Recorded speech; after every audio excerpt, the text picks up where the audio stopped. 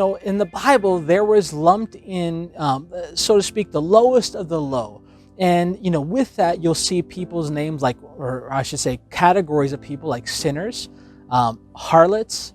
You're going to see, what are some of the other names in there? There's one specific name that has two particular words to it that are lumped in with their wine bibbers, drunkards. These are all things that Jesus was accused of hanging out with these kind of people. And they were, again, considered the lowest of low. But there was another group of people that if you can guess it, I'm going to get you $1 the next time I see. If you can figure this out while I'm talking right now and shout it out, go for it. Try it right now. All right?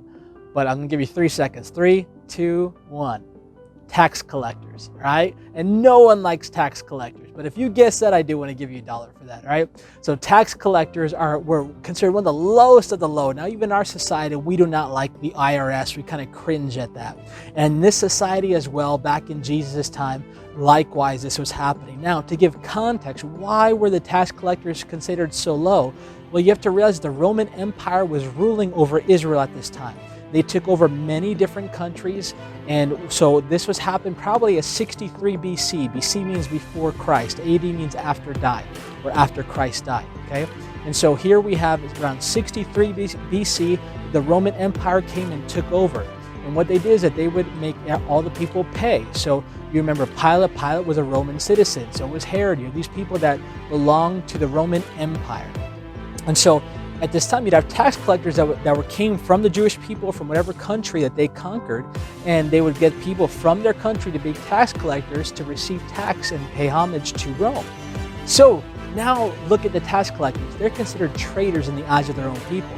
And you got to realize that there are zealots, Jewish zealots that are, and they're so angry at the Roman Empire, they want to overthrow them. In fact, that's what they wanted Jesus to do. They wanted Jesus to overthrow the Roman Empire. So how much more do they hate that their own people went and seemed to be siding with them or helping them out, which again, this is what the tax collectors did. Now, not only that, the tax collectors also would take extra money from the Jewish people and steal it and take it for their own income as well. So not only were they traitors, but they were also thieves of their own people. So this just made them the lowest of the low. In fact, we'll look at a few scriptures here. Matthew chapter 5, verse 46 and 47 says, "For if you love those who love you, what reward do you have? Do not even the tax collectors do the same?"